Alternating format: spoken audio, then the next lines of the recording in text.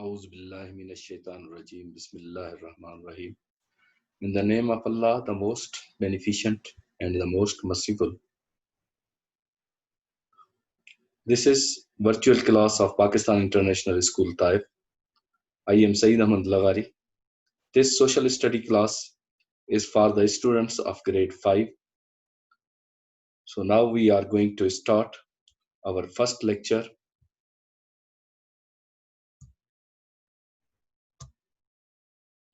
So this is our social study book 5, which you can follow in this lecture. So this is our lesson number 1. In this lesson number 1, we will learn about the maps. In the maps, we will learn in the page number 1 the types of the maps, and number 2, we will learn on the page number 2 the compass direction, and also in page number 2 we will learn about the longitudes and latitudes.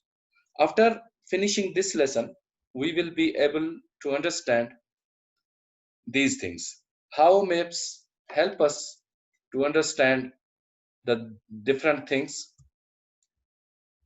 and number second, maps can also tells us the things about the lives of specific people. Some maps shows us who owned that properties and where these properties are located. So here we are in our page number 1. You can follow. If you have the books, you can join from the books. If you don't have, then don't worry. I am sharing. This is the first page of our book, and you can follow this page also. So here we are in the page. In this one,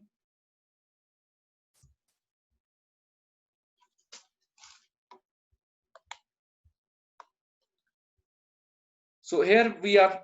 First, we will read this page, and then I will also explain you from the different videos and different visuals of the maps and different types of the maps. Here we are. First, we are reading. A map is a drawing made to show some area of the earth. This area can be the land or the sea, or both. A map is not the same as a photograph. It shows us where one place in relation to another place. There are many kinds of maps. So here we have the 3 types of the map. So this is the first type, which is to be called as a physical map, and this is the second, which is called to be as a political map, and this is our third, which is to be called as a relief map. So the physical map, this physical map, this shows different type of the hills, mountains, rivers, valleys, and other landforms. And this is second type of the map, which is to be called as a political or administrative map. This map shows us towns, cities, and borders between the countries. And this is the third type of a map, which is to be called as a relief map. In this relief, this is a relief map. It shows the height of hills and mountains with the lines drawn to show height in meters. Now we will separately, I will show you the different diagrams of these maps, then you can understand it very well. So now here we are. So look at here, this is our first type of a map, which is to be called as a political or administrative map. So it shows different provinces. Look at his, this is the Sindh province, this is the Balochistan, this is the Punjab, and this is the Khyber Pakhtunkhwa. You can see it very well. So it also shows different cities. For example, this is the Sindh. In the Sindh, there are different cities also, and here are some borders also being shown here. This is the border of the whole Pakistan map, and here are also the different colors. You can see it. These are the border lines of the Sindh, Balochistan, Punjab, and Khyber Pakhtunkhwa. So now we are talking about the second type of a map, which is to be called as a physical map.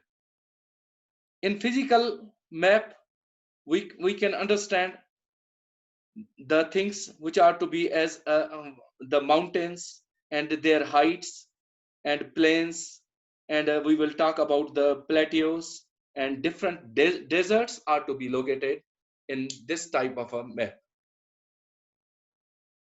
So now we have the third type of a map, which is to be called as a relief map. So this map, look at here, shows, this relief map shows height of hills and mountains and lines drawn to show height in meters. Look at here these are to be lines are to be shown in meters. So in this type of a map, we can see the different mountain ranges. So as you know very well, in Pakistan, there are the world's highest mountains, as you know, as K2. The height of the K2 is 8,611 meters, and second is Nanga Parbat, which is to be also located in Pakistan, and third one are the Hindu Kush mountains, which are to be mostly or probably 7,708 meters. From this relief map, you can see all the height of hills and mountains. So the second thing which is very important to understand the maps is the compass direction. The compass direction have the very much vital role in understanding the maps. So in the compass directions can show you like this one, you can see it. It shows the different direction as a north, south, west, and east. So, and in the compass direction, it can also shows for the north, for it is written in a capital letter N for the north, and S for the south, and E for the east, and W for the west. So as the earth is a sphere, so it is not easy to show the surface in a flat drawing. Flat drawing we can not understand, so we will must show its direction also. So the compass direction are also very important to understand different type of the maps.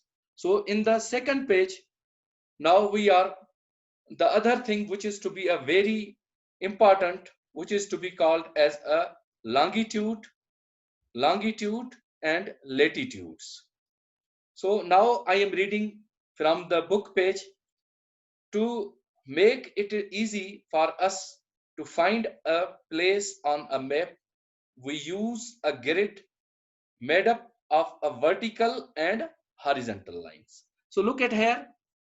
This is a meridians of a longitude. Longitude means these lines, which are vertical lines. These vertical lines are shown the meridians of latitudes. So now, and in this second picture, you can see the parallels of latitudes. So the vertical lines are drawn from north to south, passing through the north and south pole. So these are the horizontal lines, like as here you can see it very well. This is the north and this is the south, and at the 0 degree it shows us the equator.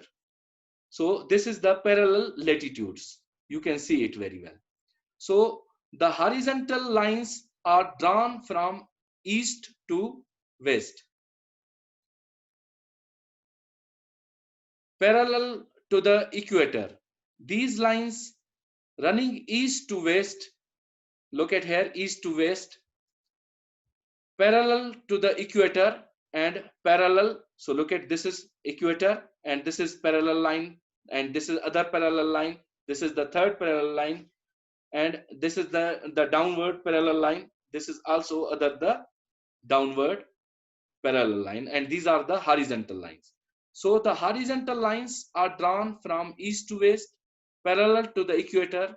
These lines running east to west are called the parallels of latitude. Most good maps show these lines. So the equator is the line of latitude which goes all the way round. So look at this one, you can see it very well and understand. So these are the meridians of latitude and these are the parallel of latitude. So there are 90 parallel of latitudes. So here equator parallel lines up to the upward and downwards. How many? There are 90 these lines, 90 parallels of latitudes. So these are the 9 lines upward and downward, 90 parallel lines. The equator, and here is the equator is located on 0 degree, and exactly to the 90 degree to upward it shows the north pole, and equal and exactly the 90 degree to this equator is a south pole. So here is a south pole and here is a north pole and here are the equators. Okay, so I think you have understand very well this one. Now I am showing you the little video which you can see it very well about the meridians of longitudes and parallel of latitude, and you can understand very well from this video and it will be clear for you. You can pinpoint any location on Earth using an imaginary grid of lines running north to south and east to west. Latitude measures how far north or south a point is from the equator, which is an imaginary line on the Earth's surface halfway between the north and south poles. Longitude measures how far east or west a point is from a specific meridian, which is a line of longitude running from the North Pole to the South Pole. Today, we measure longitude from the prime meridian, 0 degrees longitude, which runs through Greenwich. The latitude of Greenwich is 51.5 degrees north. Its longitude is 0 degrees. Washington, D.C. in the USA is 38.9 degrees north and 77 degrees west. Sydney in Australia is 33.9 degrees south and 151.2 degrees east.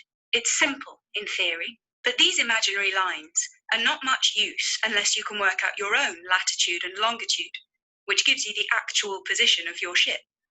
Once you know where you are, you can work out what direction to sail in with the help of a chart. Sailors have had tools for working out latitude since the 1400s. Latitude can be found from the position of the sun above the horizon. At midday, the sun is at its highest point in the sky. By measuring the sun's height above the horizon at midday, or the height of a star at night, sailors could work out how far north or south they were. But they did not know their longitude, how far east or west they had travelled. The theory of how to find longitude was understood. The Earth turns through 360 degrees of longitude every 24 hours. So every hour, it turns through 15 degrees.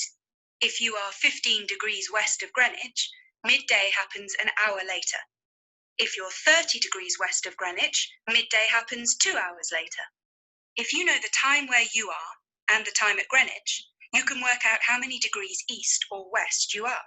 This is your longitude. The time where you are, your local time, can be found from the sun's position in the sky. But the problem is knowing the time at Greenwich. when you are hundreds or thousands of miles away on a ship in the middle of the ocean.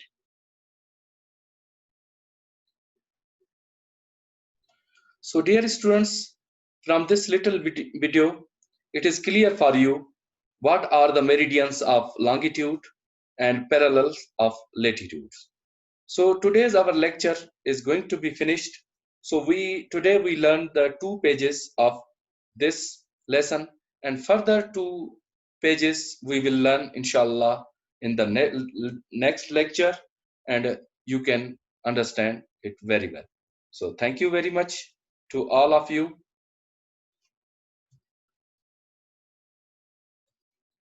See you in the next lecture. Wish you all the best, and thank you very much.